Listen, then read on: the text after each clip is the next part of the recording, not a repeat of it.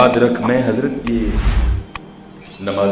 नमाज पढ़ाते हुए जब कभी इमामत का मौका मिलता है तो माशाल्लाह हमारी जो मस्जिद है ना, इसमें 16 टन एसी चलता है। 16 टन कहने को हजरत होता है, बहुत ठंडक है। 16 टन एसी चलता है हमारी मस्जिद में नमाजों के वक्त। लेकिन हमारे कुछ अहबाब हैं, उन्हें फिर भी इतनी गर्मी लगती है कि उन्होंने आकर नमाज में पंखा ज़रूर ऑन करना होता है। तो मैं फिर अक्सर व पेशतर सोचता हूँ ऐसे हजरात के बारे में कि जिन्हें 16 टन चलने के बावजूद भी इतनी गर्मी लगती है, तो हजरत फिर कब्र में क्या हाल हो। 16 टन चल रहा है फिर भी तसल्ली और तशफ़ी नहीं हुई, फिर भी आकर पीछे से पंखा ऑन करेंगे, जी गर्मी लग रही है हमें।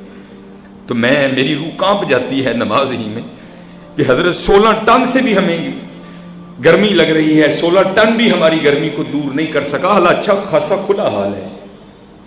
तो हजरत कभी सोचा करें कि वो छोटी सी कब्र जहां 16 टन तो बड़ी दूर की बात हजरत, वहां तो एक पंखी भी नहीं मिलेगी आपको, वहां क्या होगा। इसलिए आज आपके पास वक्त है। आज तो हजरत हम नहाकर भी गर्मी का तोड़ कर लेते हैं, आज कोई हम ठंडा मशरूब पीकर भी गर्मी का तोड़ कर लेते हैं। और जिन साहिबों को अल्लाह ने बड़ा नवाज रखा है वो तो हजरत अपने कमरे को मरी बनाए बैठे होते हैं। लेकिन हजरत सोचो तब क्या होगा जब ना तो कोई ठंडा मशरूब होगा, ना कोई टन होगा, ना कोई संगीत होगा और ना कोई साथी होगा। वहां क्या होगा? वहां मेरे अच्छे और बुरे अमाल होंगे। इसलिए आज मैंने कई बार इमाम बहकी, इमाम इब्ने महमूद से रिवायत करते हैं इमाम बहकी, और ये हकीकतें हैं हजरत। याद जो शैतान है ना, अश-शैतान याइदुकुमुल फ़क्र, शैतान, अल्लाह फरमाते हैं शैतान तुम्हें फक्र से डराता है, व यामुरुकुम बिल फ़हशा, और तुम्हें बेहयाई का हुक्म देता है। ये बेहयाइयां ही तो हैं हजरत। शैतान ने हमारे अंदर 10,000 हीले डाल रखे हैं। और नहीं जी इस तरह भी होगा, ऐ मौलवी हमें डराते हैं। और भाई चल मौलवी की तू छोड़, अल्लाह ने तुझे इतनी तौफीक दे रखी है, कभी खुद ही खोल कर इस कुरान को पढ़ ले। अगर तुझे मौलवी की बात का यकीन नहीं है कि ये कुरान तुझे क्या कह रहा है, अल्हाकुमुत तकासुर हत्ता ज़ुरतुमुल मकाबिर, और पैसे हत्ता ज़ुरतुमुल मकाबिर, यहां तक कि कब्रों में जा पहुंचे। अलकारिया तुम अलकारिया वमा अदराका मलकारिया, खड़खड़ाने वाली क्या है, वमा अदराका मलकारिया, और तुम्हें क्या पता खड़खड़ाने वाली क्या है। यौम यकूनुन नासु कल फराशिल मबसूस, जिस दिन लोग इस तरह होंगे जैसे बिखरे हुए पतंगे। हजरत वहां किसी MNA की सिफारिश नहीं चलेगी, वहां कोई MPA तुम्हारे काम नहीं आएगा। वतकूनुल जिबालु कल इहनिल मनफूश, क्योंकि उस दिन की सख्ती का यह आलम होगा कि हजरत इंसान नहीं बल्कि खौफे इलाही से पहाड़ भी इस तरह टूट टूट कर गिरेंगे जैसे रुई के गाले होते हैं।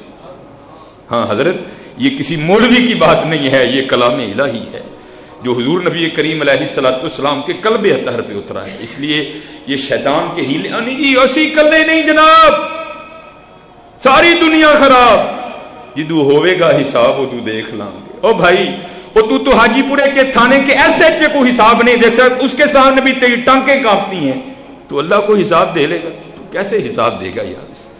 इसलिए ये शैतान के हीले हैं जो उसने हमारे दिलों में डाल रखे हैं। वयामुरुकुम बिल फ़हशा, इसका रद्द करो हजरत, और अपनी आखिरत के लिए तैयारी करो। अपनी आखिरत के लिए बड़ा सख्त मामला है।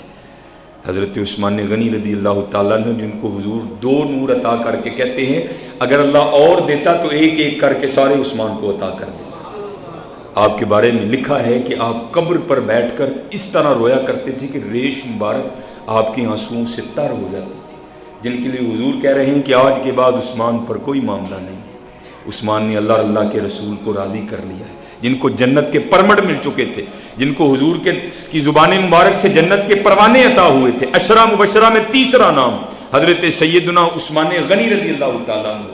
जब आप कब्र पर बैठते तो इस कदर ज्यादा रोते कि आपकी दाढ़ी मुबारक आपके आंसुओं से तर हो जाती। दामादे रसूल, सखियों के सखी।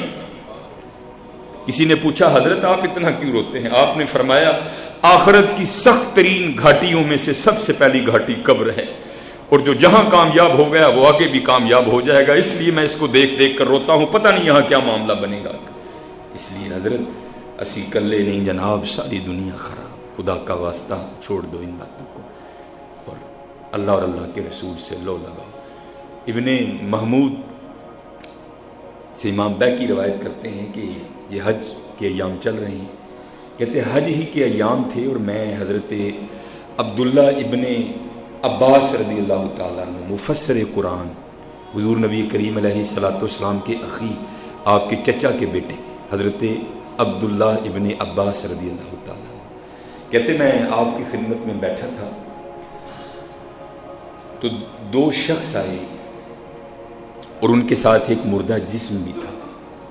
آ کر عرض کرنے لگے حضرت ہم حج کے ارادے سے مکہ کی طرف روانہ ہوئے اور ہمارا یہ دوست راستے میں انتقال کر گیا۔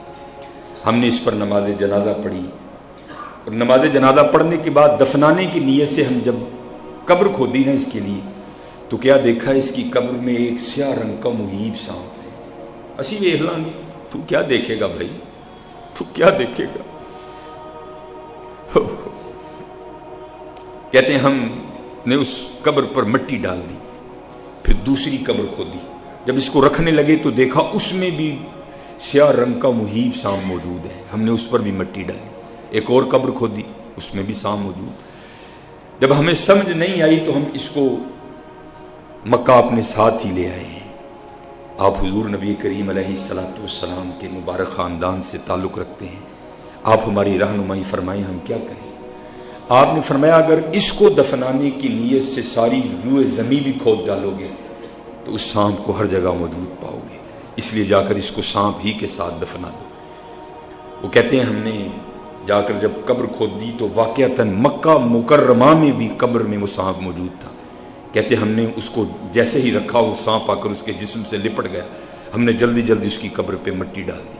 اب ابن محمود کہتے ہیں کہ حج کرنے کے بعد میں حقیقت حال جاننے کے لیے گیا پیچھے، جب میں نے جا کر اس کے اہل خانہ کو یہ ہم نے خبر دی نا کہ تیرا جو خاوند ہے وہ انتقال کر گیا، اس نے انا للہ و انا الیہ راجعون پڑھا۔ اب ہم نے اس کو دوسرا معاملہ بھی بتایا اور بتایا اب تو بتا کہ حقیقت حال کیا ہے، تو کہنے لگی میرا جو خاوند جس کے انتقال کی خبر تم مجھے دے رہے ہو اور اس حادثے کے بارے میں بھی بتا رہے ہو، یہ آٹے کا تاجر تھا اور میں اس کو منع بھی کیا کرتی تھی لیکن یہ پھر بھی آٹے میں بورا ملایا کرتا تھا۔ آپ نے فرمایا اس کا وہ برا عمل سانپ کی شکل میں اس کی قبر میں اس کا منتظر بیٹھا تھا۔ ہاں حضرت اسی کلے نہیں جناب، ساری دنیا خراب، بڑا اوکھا معاملہ جی حضرت، بڑا اوکھا معاملہ ہے، لیکن آج صاحب نے کھلے راہ حضرت منا اپنے اللہ نے تینوں اتنے منا نہیں تے بھیجیا ہے، اج صاحب نے کھلے راہ نے اے ٹوکنو کھڑے ٹکنے نہیں، بار بار نہیں موقع ملنا چلیا، نہ اس موقع نو ضائع کر، ٹر پئیے تے منزلہ مک جاون کار بیٹھے اندے پینڈے مکنے۔ اس لیے حضرت یہ اللہ ہمیں ہر جمعہ ایک موقع عطا کرتا ہے، مجھے بھی اور آپ کو بھی، کہ اپنی اصلاح کرو، خود کو بدلو، خود میں تبدیلی لاؤ۔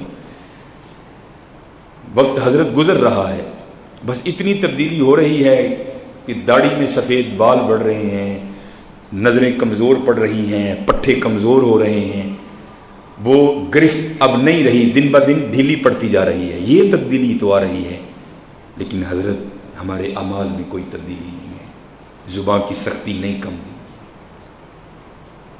اعمال میں سجدوں کا اضافہ نہیں ہوا، نامہ اعمال میں ابھی تک بھی سرگی کے اتھرو شامل نہیں ہوئے، نامہ اعمال میں ابھی بھی تلاوت قرآن کریم نہیں ہے، نامہ اعمال میں ابھی بھی درود پاک نہیں ہے، نامہ اعمال میں ابھی بھی سخاوت نہیں ہے۔ یہ ذیقعدہ تقریباً اپنے اختتام کی طرف رواں دواں ہے اور ذیقعدہ کے بعد ذی الحجہ کی ابتدا ہوگی، اور ذی الحجہ جو ہے یہ مہینہ حضرت ابراہیم خلیل اللہ علیہ السلام سے بڑی نسبت رکھتا ہے، اور میں اس کو کہتا ہوں یہ سخیوں کے تذکرے کا مہینہ ہے، اور جن کی سخاوت کا کیا عالم تھا، حضرت ہمیں تو 10 روپے دینے پڑ جائیں تو ہم رو رو کے دیتے ہیں، اور ان کی سخاوت کا یہ عالم تھا کہ محبت الہی میں بیٹا ہی قربان کر دی۔